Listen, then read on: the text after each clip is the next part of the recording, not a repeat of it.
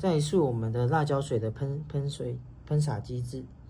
首先，我们的超音波它在门口的部分，如果感应到有人或动物靠近的话，它就会